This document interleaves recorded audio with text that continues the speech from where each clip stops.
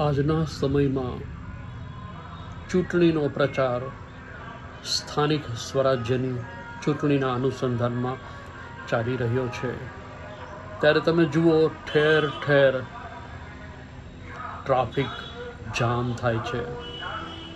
તો આના માટે જવાબદાર કોણ? શું આ લોકોએ પરમિશન લીધી હોય છે કે અમે ટ્રાફિક જામ કરી દઈશું? પક્ષ ચાહે કોઈ પણ હોય, પણ આ રીતની પરમિશન કેમ, શા માટે? કોક તો પૂછો. ક્યારેક ભાજપવાળા નીકળે, એ પૂરું થાય ત્યાં કોંગ્રેસવાળા નીકળે, એ પૂરું થાય ત્યાં આમ આદમી પાર્ટી નીકળે. આમ ને આમ આખો દિવસ તમે જુઓ, દરેક રોડ રસ્તા ચક્કા જામ થઈ ગયા છે. એમ્બ્યુલન્સને પણ નીકળવું હોય ને તો તકલીફ પડે. તો આ રીતના પ્રચાર કરવાનું સરકાર શા માટે છૂટ આપે છે? કે આ તો સરકાર જ નક્કી કરવાનું છે કે હા ભાઈ અમે તો પ્રચાર કરશું. કેટલો પોલીસ બંદોબસ્ત એમાં કરવો પડે છે. લોકો રીતસરના ઉશ્કેરાઈ જાય છે. એને શું સમજવું?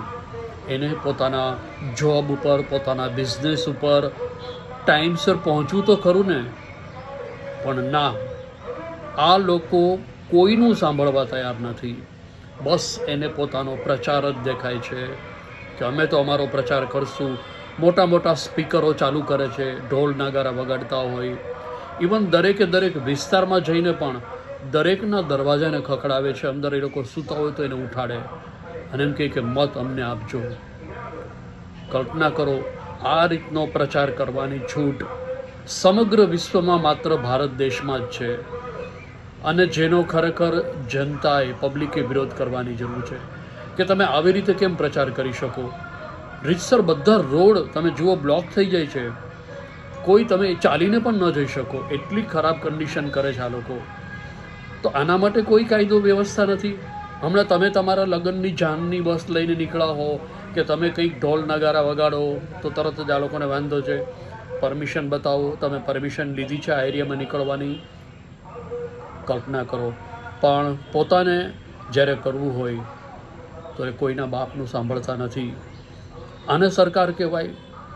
નથી જરૂર. આવી સરકાર હોય તો આના કરતાં બ્રિટિશ શાસન 100% સારું હતું. ડિસિપ્લિન હતું લોકોની અંદર. તમે દુનિયાના અન્ય કોઈ દેશમાં જુઓ, તમને ક્યાંય પણ કોઈ નેતાનું બેનર દેખાણું?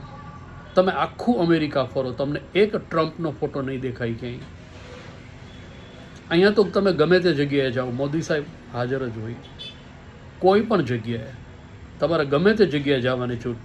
ટોયલેટ હોય તો ટોયલેટની ઉપર મોદી સાહેબનો ફોટો લગાડેલો હોય કે આમે કરેલું છે ટોયલેટ. આ સ્થિતિ છે, આ વાસ્તવિક પરિસ્થિતિ છે. હવે જાગી જાજો.